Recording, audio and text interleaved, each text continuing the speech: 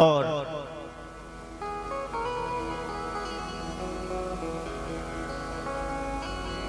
महाराष्ट्र के संत महाजन पैसे का लेन देन व्यापार करते थे, मगर बड़े साधु सेवी संत सेवी त्रिलोचन। साधु संत महात्मा आ जाए, हाथ जोड़ करके उनकी सेवा में पूरे समय खड़े रहे। बड़ी आओ भगत हो संतों की।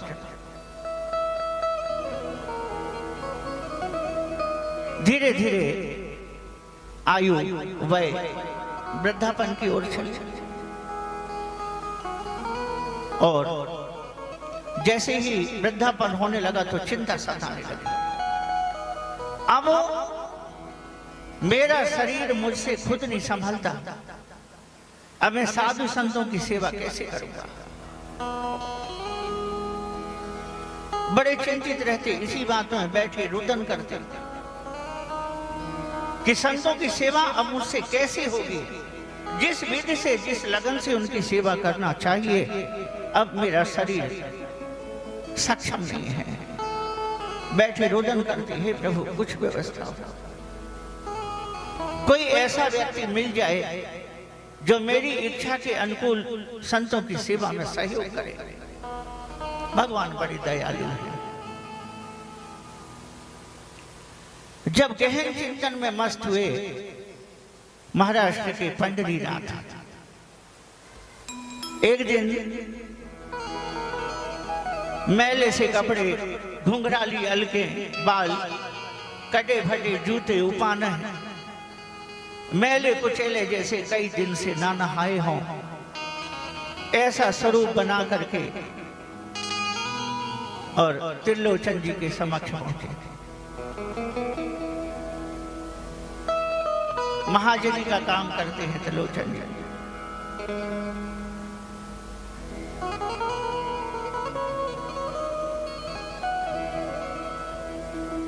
जाकर के राम राम करी, सेठ जी राम राम।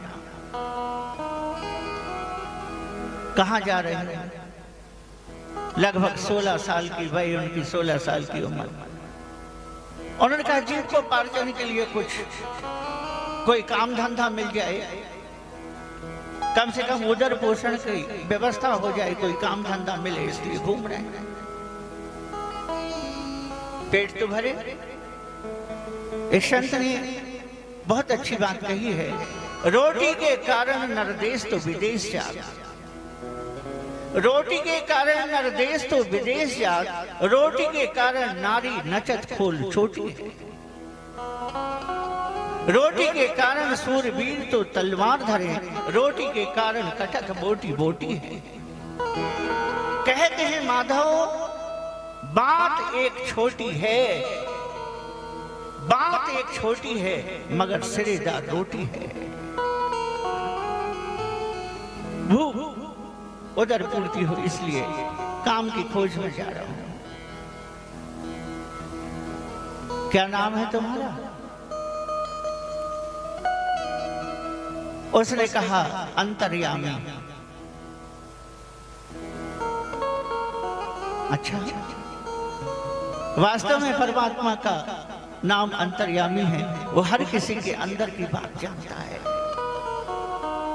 पंडितनाथ जान गए त्रिलोचन जी के मन की बात। भगवान त्रिलोचन जी का दुख सहन नहीं कर पाए। बड़े बड़े घुंघराले बाल, धूल जमी है, कई महीनों से नहाए न हो, मैले कुचैले कपड़े, फटी टूटी सी जूती चप्पल, और जाकर के उपस्थित हो गए। 16 वर्ष की उम्र। सबके अंदर की जानने वाले मेरे प्रभु, आप रहते कहाँ हो? अंतर्यामी ने कहा कहाँ बता दूं? सभी जगह तो परमात्मा रहते हैं, सत्ता तुम्हारी भगवान जग में समा रही है, तेरी दया सुगंधी हर गुल से आ रही। कहाँ, कौन सी जगह ऐसी है जहां परमात्मा रहते हैं? कहाँ बता दूं, कोई ठिकाना हो तब ना। दूसरे तरह से बोल रहे थे,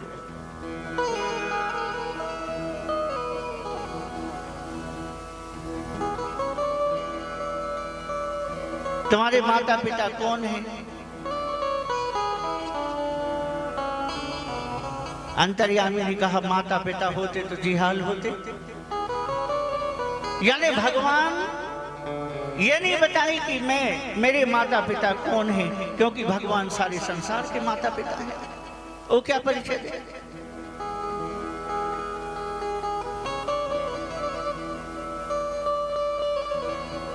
प्यारे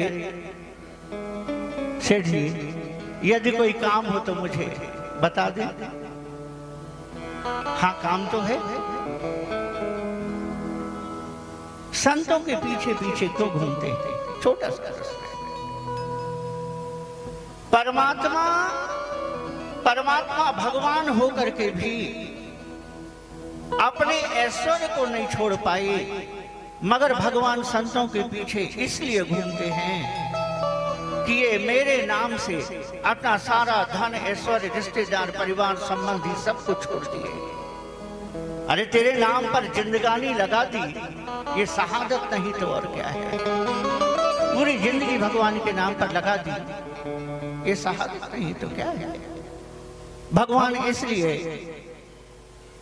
संतों के पीछे पीछे घूमते हैं। संतों की सेवा करोगे? हाँ, मुझे वर्षों का अनुभव है संतों की सेवा करना। चारों वर्ण के गुण, रहन सहन, आदान प्रदान, सारी रीति में जानता हूं। त्रिलोचन जी हंसने लगे। तेरी उम्र 16 साल की है, मगर ऐसी बात करता है जैसे सैकड़ों वर्ष का हो। अनादि अनंत है प्रभु।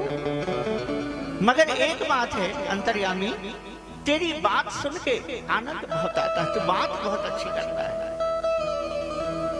मेरे यहाँ संतों की सेवा करेगा? हाँ, जरूर करूंगा।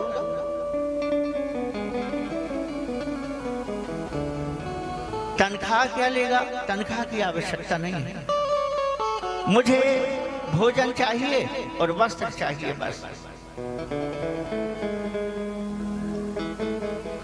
मगर एक शर्त है मेरी, मैं सारे संतों की सेवा करूंगा, तुम्हारी सेवा करूंगा, सेठानी की सेवा करूंगा, मगर मेरी एक शर्त है कि मुझे भोजन तुम्हारी सहधर्मिणी को खुद बना करके खिलाना पड़ेगा। जब तुम इतना कम लेते हो, भोजन और वस्त्र भर चाहिए, तो तुम संसार में भटक क्यों रहे हो? कहीं तुम्हें काम क्यों नहीं मिलता? अंतर्यामी मुस्कुरा के कहता है, दरअसल एक बात है, मैं खाता जाता हूं, ज्यादा भोजन करता हूं, इसलिए कोई मुझे रखता नहीं। और विचार करना, भगवान को भी लोग उतना ही भोग लगाते हैं जितना खुद खा सकते हैं। बड़े बड़े भक्तों को तो हम देखते हैं कटोरी में 4 किशमिश रख करके, और कितने देवताओं को बुलाते हैं। आइए जगन्नाथ जी, आप आइए, मेरे भोजन को भोग लगाइए। शंकर जी आइए, दुर्गा जी आइए। 50 देवताओं को बुलाएंगे और कटोरी में देखो तो गिनती के 4 किशमिश होते हैं। प्राण प्रतिष्ठा यदि भगवान की करो तो जी भर के भोग लगाना चाहिए। भगवान की प्रसादी ना जाने कितने लोगों के मुख में जाए। जैसा खाई अन्न वैसा रहे। मेरी एक शर्त है, ये सेठानी अपने हाथ से भोजन बना करके मुझे खिलाएगी, तब मैं खाऊंगा।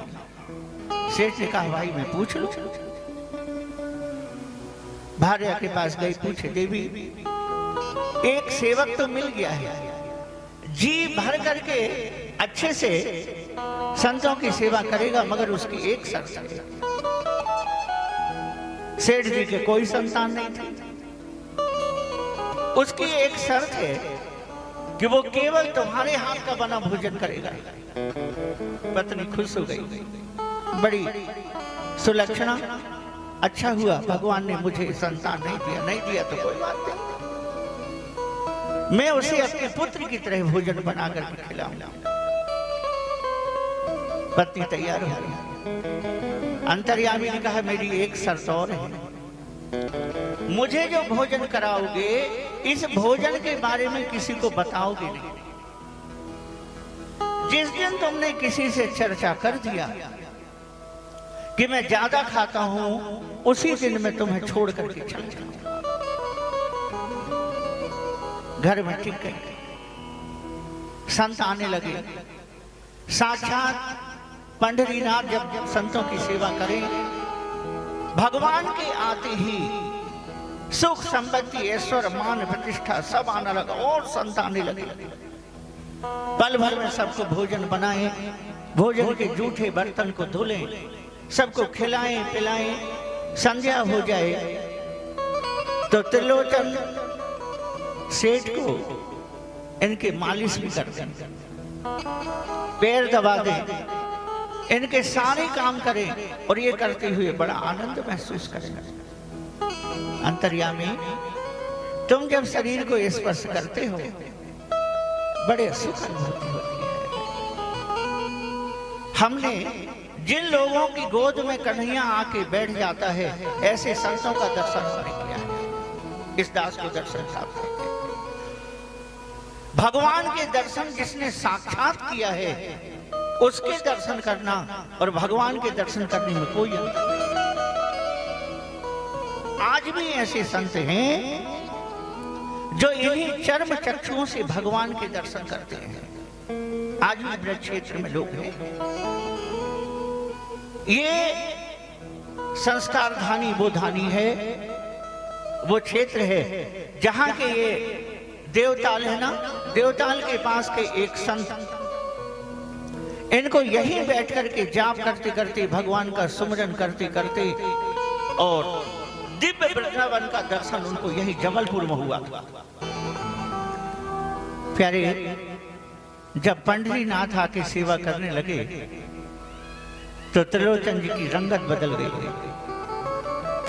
पूरी स्फूर्ति, पूरी तन्मयता, पूरा प्रसाद प्रभु का स्पर्श, वो मालिश करें, पैर दबा दें, सारी सेवा करें, सब कुछ करें, प्रभु की सेवा। चारों तरफ उनके नाम की ख्याति फैल गई। 13 महीने तक भगवान नौकर बन की सेवा की। एक दिन सेठानी बैठने के लिए गई। पड़ोस में